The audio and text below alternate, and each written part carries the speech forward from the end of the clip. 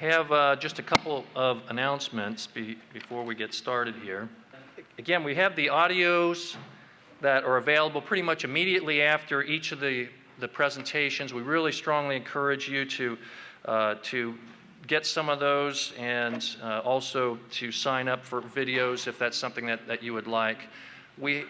Most of you may not be aware that this whole presentation, the whole conference itself, has been underwritten by the board of New Energy Movement. It has not been from funding.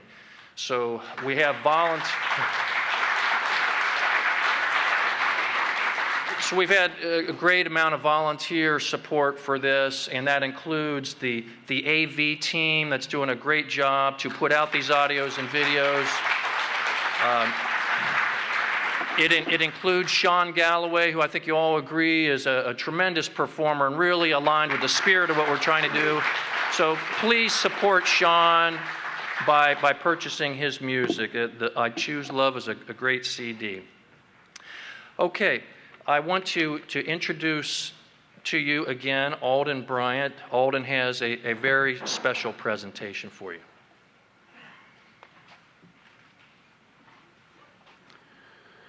Given the nature of this crowd of people, this group here today, and the spirit coming through the last couple of days in your lives, I've got something to share with you that's in song. The United Nations was formed in 1945, and it had an official music, Shostakovich music, in English words, and that was the official song of the UN. It was a great song of hope and joy at the end of the Second World War. And the last lines of their song was, "Our children shall live proud and free." Many times I've been unable to sing that because of millions that have died since that time in 1946. And then in December 10th, 1948, was the Declaration of Human Rights by the UN. That whole declaration was put to music by James Wood of Berkeley some 35 years ago. It's been sung in 3 or 4 continents, many places, including the United Nations building on December 9th, 1988, after 40 years after its start. That was done, and that whole cantata was done by the United Nations Chorus and 6 soloists from the Bay Area. That was done on the day in the UN when the all-day conference on the climate stabilization, out of which came the Rio Summit and the Climate Treaty, and we've referred to that before. This music was done during that noon hour. And in this short bit of music I'll share with you, in the middle, this piece is done in the 5 languages of the countries that have the veto power. So it's in the Spanish, the French, the Chinese, the English, and the Russian. I did the Russian solo for many years in this. In fact, some of this was done at the end of the Vietnam War when 75,000 people marched across San Francisco.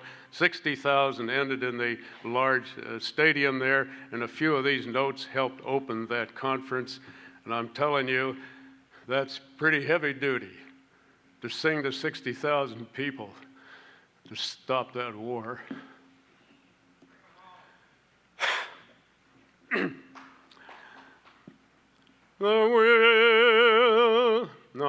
All human beings are born free and equal. They are endowed with a reason and a conscience, and should act toward one another in the spirit of brotherhood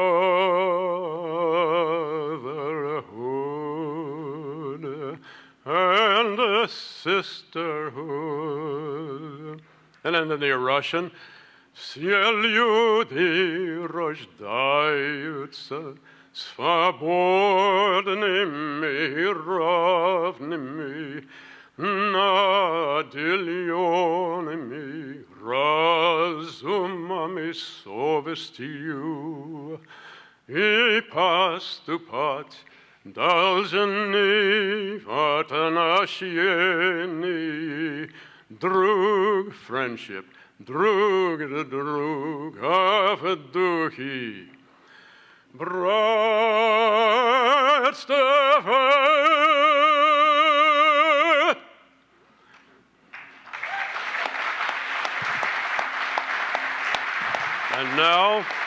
And now the final chorus. The will of the people shall be the basis of government, and I sure feel good being here with you on this today. And the will of the people shall be the basis of government. This will shall be expressed in a periodic elections, which shall be held by universal and equal suffrage. All the people are entitled to international and a social order in which the rights and the freedoms here set forth shall be protected and must be realized in the cause of peace.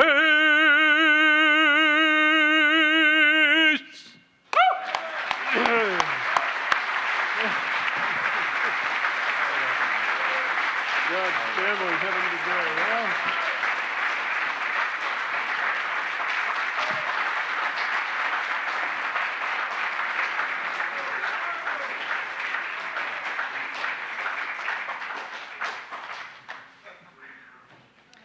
You've got a tough act to follow. I think Alden could probably do about 500 push-ups right now, too. I saw you practically leap down all those steps. Thank you, Alden. Wow. Okay, I have the privilege of reintroducing Dr. Bryant O'Leary, who's going to pretty much tie up a lot of the information that he presented yesterday to you as regards New Energy Movement. Bryant O'Leary.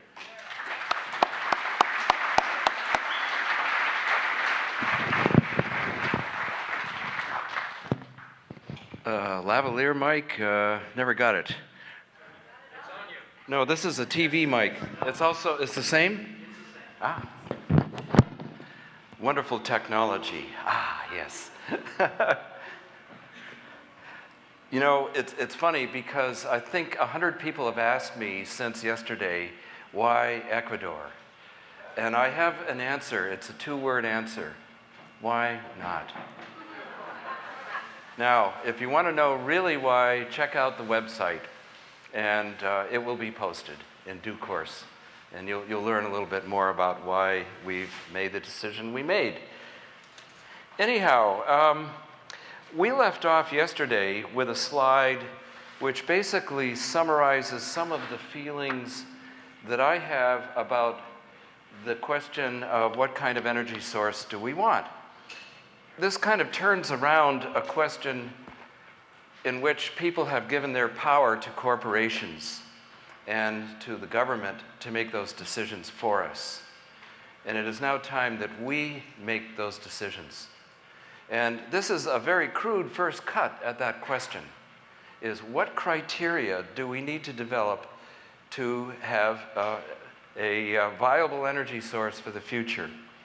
And one that I forgot to mention on this list, but I'll start it out first and foremost, is it needs to be feasible and reliable.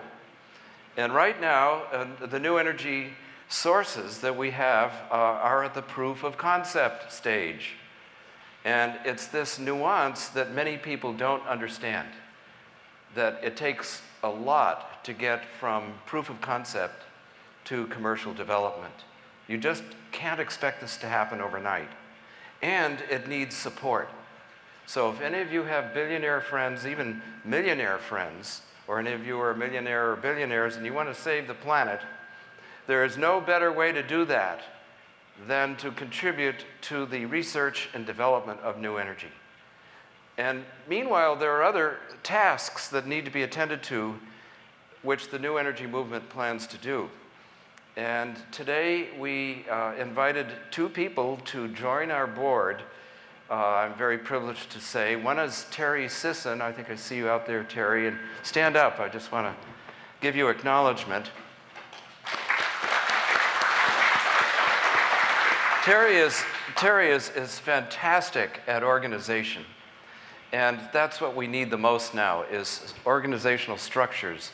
So that, and you'll learn about this later, we're going to be handing out material about ways in which you can help organizationally, that there will be different resource focus groups that will be working on various aspects as we grow and we become more and more of a visible, publicly transparent public organization. The other new board member, I'm very pleased to say, is Tom Valone, who was a speaker yesterday. Tom, are you here? Anyway, I'm delighted because we need more of the technical input. And right now we're kind of more of a social organization. And we need that kind of balance. We need that kind of awareness so that we can begin to compile the technologies, begin to understand a little better. And also, of course, I want to acknowledge Mark Cummings, who's going to be the next speaker, who has already done a lot of this work, assessing the technologies through his organization called Dynamis. So this is going to constitute some of our next steps, and you'll learn more and more. Now, the other thing I did was to draft a resolution for new energy. We always sometimes want to have a document to kind of bind us.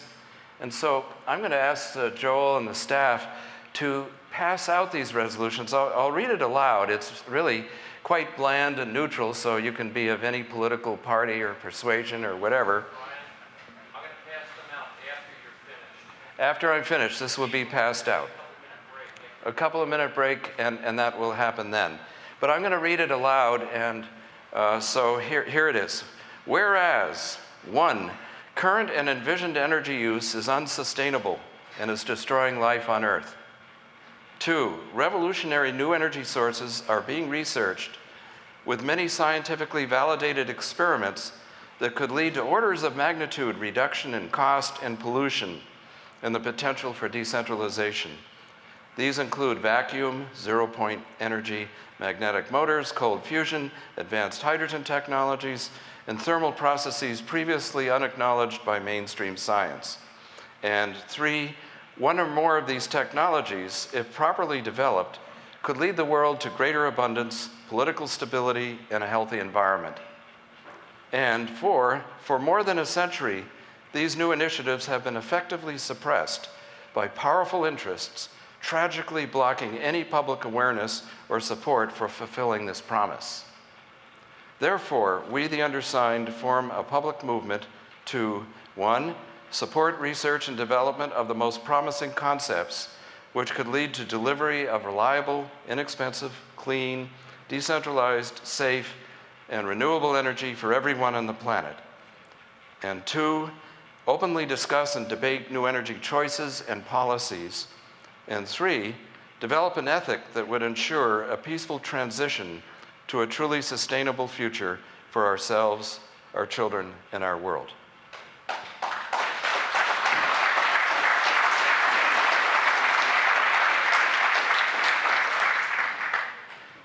So I thought I'd hit a little more in detail on these criteria. And as I said before, I should put in feasible. I think I was half asleep when I compiled this. And another one, of course, very important, is clean. And by that I mean basically zero emissions or close to zero emissions and minimal full life cycle environmental impact. That's a very important question. And in one of the last issues of Infinite Energy magazine, Jeane addressed that question about taking a really good, careful look at all of the renewable options and to examine what the full life cycle environmental costs truly are if we were to go in certain directions. Now, I also admit, and I didn't list in the resolution, and acknowledge that there are many low-tech technologies coming along too, such as cheap photovoltaics. So I don't mean to exclude those either. And so these kinds of questions need to be discussed and debated. So this is like a first cut, just like our mission statement, which is posted on newenergymovement.org. These are subject to change, to modification, to critiques, to discussion and debate. Because after all, this is a social and public movement. This is not a exclusive group of elite people. It includes all of us. Cheap. Certainly the new energy sources ought to be cheap. It should be affordable to everybody on the planet. And there's no reason why we can't do that. Now, this is too strong and negative a phrase. Again, I was half asleep. Let's put it this way. The energy trusts that are running the world now can no longer run the world. And this, of course, is the most strident, revolutionary idea of them all. We need to be able to stand up to them. We've heard Steve Greer, of course, talk about his determination to do that. We're going to need to stand and be counted about that too. We want this energy source, these sources, to be decentralized. We don't need power plants anymore. We don't need grid systems anymore. We can apply it locally for communities and homes. And this is a very important concept that will obviously revolutionize things. We want the energy source to be benign, to be safe. No weapons use, no overuse. This is a, thank you, yeah. This is a very important consideration and one that we've given a lot of thought to, and we welcome your comments and critiques. Because one of the things that one of the obstacles we've run into regarding new energy is that most people that call themselves environmentalists object to new energy. I talked to one very eminent environmentalist, I won't mention her name, but she's extremely well known in the environmental movement.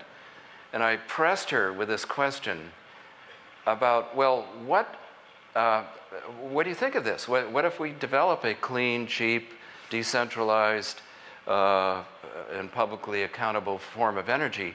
Would you be in favor of this? And she said, no, because I don't want bigger power saws. I don't want personal helicopters buzzing all over the sky.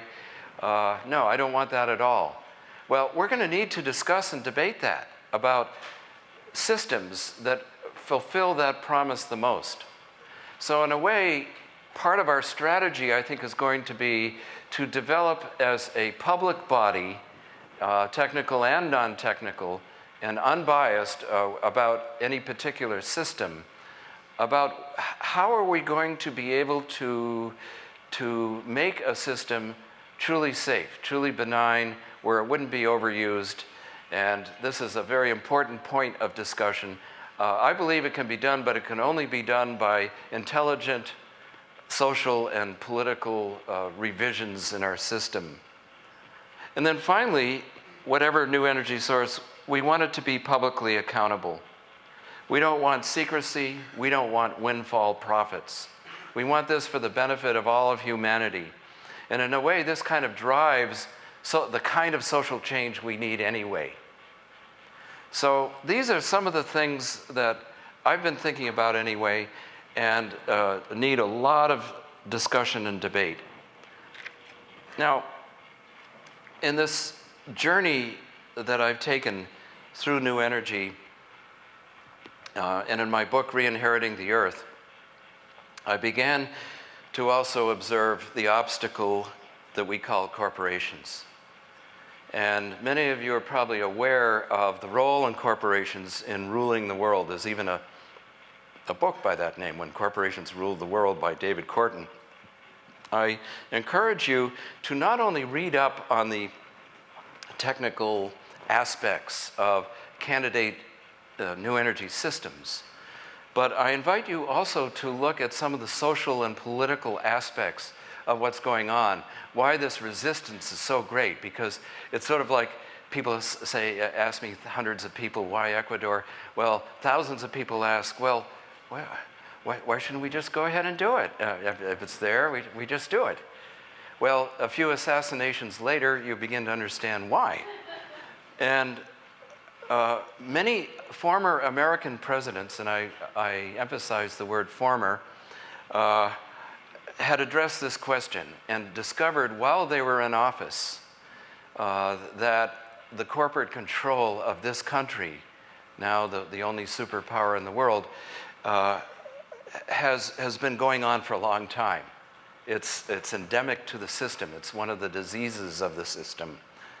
Abraham Lincoln said, "To sin by silence when they should protest makes cowards of men." And boy, do we ever need to protest.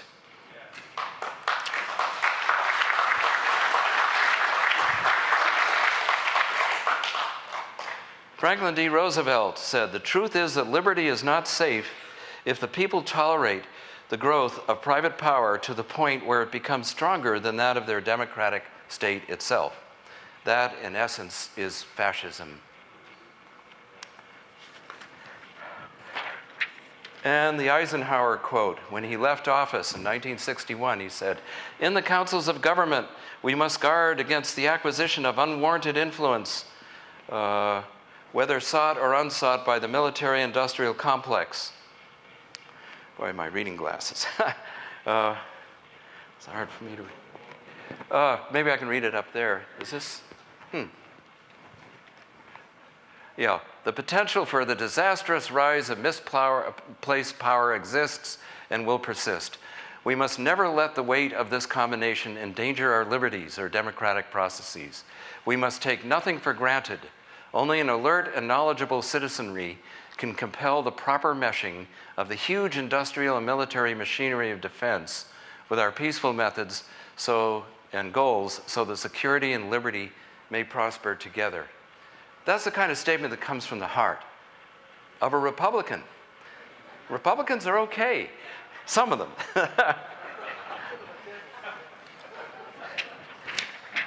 Thomas Jefferson said, "I hope we shall crush in its birth the aristocracy of moneyed corporations, which dare already challenge our government to a trial of strength and bid defiance to the laws of our country." So this is not new. It's just, it's exaggerated. So what kind of steps can we take? Yesterday I talked more about the technical stuff. I talked about the fact that at first we need to become aware of the situation and how grave it is, and be willing to look at solutions. And in a way that means educate, educate, educate. So many of you ask me the question, what can I do to help? Well, the answer is follow your passion, find a role, get into one of the resource groups, but also, while you're doing that, educate yourself, because we don't have educational institutions yet on this topic. Educate yourself about the potential and possibilities, and of course have an open mind about it. And don't listen to those people that are trying to suppress it. That's not going to help you. And some of the steps here, and then also in the technical steps, of course, is to become, to look at the non-polluting energy options as they begin to unfold, as they become concepts, laboratory prototypes, as you get further and further towards a future. In other words, we all want to take part in this decision-making process. This is very important. Clean up and enhance our personal ecologies.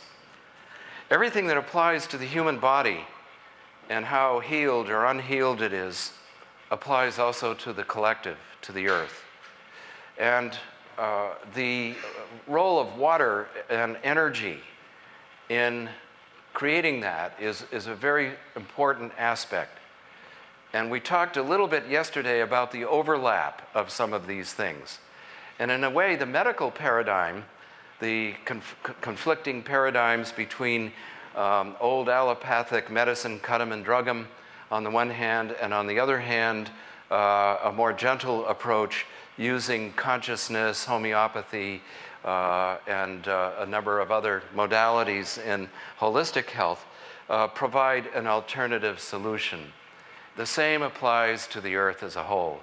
So when we look at the water systems of the earth and we see how foul they are, and the fact that one can take Schauberger type of technology and apply it not only to produce energy out of the motion of water or electrons or whatever, but it also can purify the water.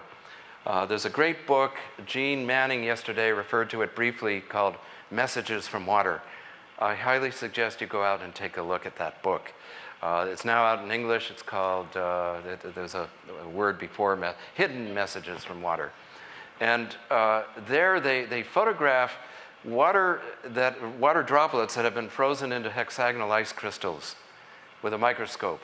And what they find is that foul water looks terrible. It's all kind of deformed. And whereas water that is pure forms beautiful crystals. But not only that, but when Mozart music is playing, the water does very well. When hard rock is being played, it's all deformed. When people, meditators, think positive thoughts, the water becomes very orderly, very good.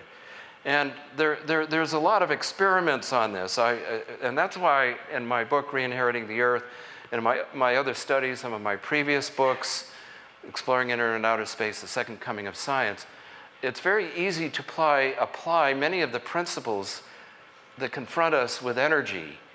As Christy Whitman, the former Environmental Protection Agency head, a quote from her is that water is the oil of the 21st century.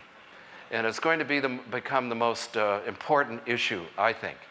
So in the new energy movement, we don't want to diffuse our energy, but at the same time, we want to be aware of the entire biosphere and use similar principles, social principles, to apply to that. So our personal ecology is very important. In other words, we need to be healed. We need to be balanced, psychically balanced. And we can't have these thugs running the country or the world. You know, we need to be able to qualify or requalify ourselves to re-inherit the earth. And so it's a concomitant process of personal healing and global healing. And may we pray that the people that will come forward to become very active in this movement are people that are also working on their own personal healing. Another is create and support a new science of consciousness.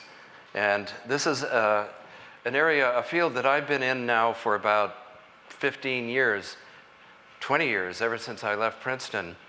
And I freed myself up from materialistic, deterministic, reductionistic, icky Western science. And of course, what I learned, and Mark Cummings, thank you, and Mark Cummings will tell you more about all of this. It's really important. We are our own free energy machines. The human body is magnificent. And the number of times I teach spoon bending, I do spoon bending parties and all sorts of things, and all sorts of proofs of the mind-matter interaction.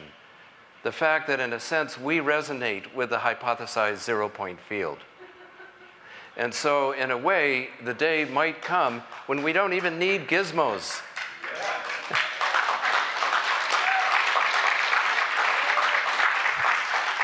But for the time being, gizmos are sure going to help a lot to help make this transition to a fully conscious culture. And we need to adapt a manifesto, some kind of resolution. The resolution that will be circulating just after my talk will just be a part of that. So the new science of consciousness, which is, I guess you could call it my area of specialty, if you can call it a specialty, includes various proofs of concept. coming from quantum physics, the fact that the human observer can influence the observed, and that the four known forces of physics, electromagnetics, weak atomic, strong nuclear force, and gravity, those physicists that scratch their head trying to come up with mathematically cumbersome string theory have missed the boat, because quantum physics tells us beyond any reasonable doubt that there is a cosmic dance of interaction going on that's instantaneous, and that we are all connected. We are one in this universe. We're all part of the same supreme being that's part of us. And it doesn't necessarily consume time or space. It's everywhere at once. And that human intention alone can alter the material universe. And we know that also from parapsychology, from healing. My books kind of give an encyclopedic reference to all of those proofs of concept that are going on, or many of them anyway, full of references if you ever want to get into the literature. Zero-point energy research, a very important aspect, because it seems like the unifying theme is that we have to create some sort of resonance and intention. One of my definitions of consciousness is that it's our intention to create something new in the universe. And to the degree that the universe aligns with that intention is the degree to which consciousness can become effective. And it supersedes any of the so-called laws of physics, which are a very limiting case of reality, which assumes that consciousness doesn't even exist. But we know that from these areas of research, cosmology, that's another area, very important. If you're a particle of light and you go from the sun to the earth, from your own point of view, it takes no time. In fact, and that's because of special relativity. In other words, you are at one with the universe. You flood the universe. That particle of light is everywhere at once. There's no time or space. Whereas from our view, it takes that photon 9 minutes to get from the sun to the earth. It's actually instantaneous everywhere at once, from the point of view of light, from the point of view of the realm of light. So these are some of the general principles in a new physics, which I think are necessary to understand in order to ground some of the aspects of new energy. Now, I've visited many parapsychologists and people, researchers such as Cleve Baxter, who has shown that his own plants respond to his thinking about their welfare or non-welfare, and a number of other experiments. The late Marcel Vogel, who has confirmed a lot of the Schauberger work, that if you spin water or any kind of fluid around an energy field, such as a specially charged crystal, that water or that fluid can be purified. And there are many, many other experiments out there involving vortex motion, involving spinning, involving the acceleration of a fluid or of charged particles like electrons. That's the put-off Heisch theory of zero-point energy, is the non-linear motion, the acceleration of electric particles such as electrons in the presence of the field can, under some circumstances, cause energy to come out of the field or be put into the field. And we heard some references to that yesterday. And then, of course, we have experiments in the power of prayer and remote healing. These are two of the pioneers, Bruce and John Klingbeil, father and son team. And then that work has been carried on since by the late Elizabeth Targ and a number of other people. And it's a very important area and quite related. So now, how much time do I have? 5 minutes? 10? Couple of minutes. Okay. Well, we're going to wrap this up. So I kind of thought yesterday, well, what kind of strategies can we develop in the new energy movement? What kinds of approaches do we need to make? What kind of guidelines? And some of these principles, it's more like principles than strategies, is that obviously we're going to need social activism. We're going to need people to really beat the bushes and get out there. And it's very gratifying in this conference to see a lot of young people here that may not thoroughly, or even older people, that may not thoroughly understand the technical concepts, but really understand that we need to do this. and that somehow or other, even if we don't know the exact pathway or technology that will be the winner, it's certainly going to be an important thing to do no matter what, that we can't afford not to do it. We need strength in numbers. No more martyrs. It's terrible that people are getting murdered in this field. That can't happen anymore, and it won't happen if enough of us come on board. Global outreach. We need to do this all over the world. That's going to be one of my areas, education and global outreach. I'm all over the world all the time, so, and we already have a chapter of the New Energy Movement in Cape Town, South Africa, and Costa Rica through Sam Butler here, who is one of our dear friends and supporters. Public accountability. We need to be transparent and open to the public. Informed debates, education, teamwork, all of this. We need alliances. We need various groups to come together so that we speak as one. And we need altruistic and public funding for the research and development. We need technical teams to be able to oversee that. And these then are some of the requirements of what we need to do. We need to develop various commercial strategies out of common interest rather than self-interest. This is probably the most important principle of them all. So we're coming to the end here, and these are two websites that you will find, I hope, interesting. The New Energy Movement website, thanks to Wade Frazier and Steve Myers and others, has been upgraded quite a bit, and we have a lot of stuff on there. So you ask the question, how can I help? The answer is, please join us. Become aware and educated. Come from a point of selfless, loving service, and follow your passion from your heart, and have the courage to change. Thank you very much.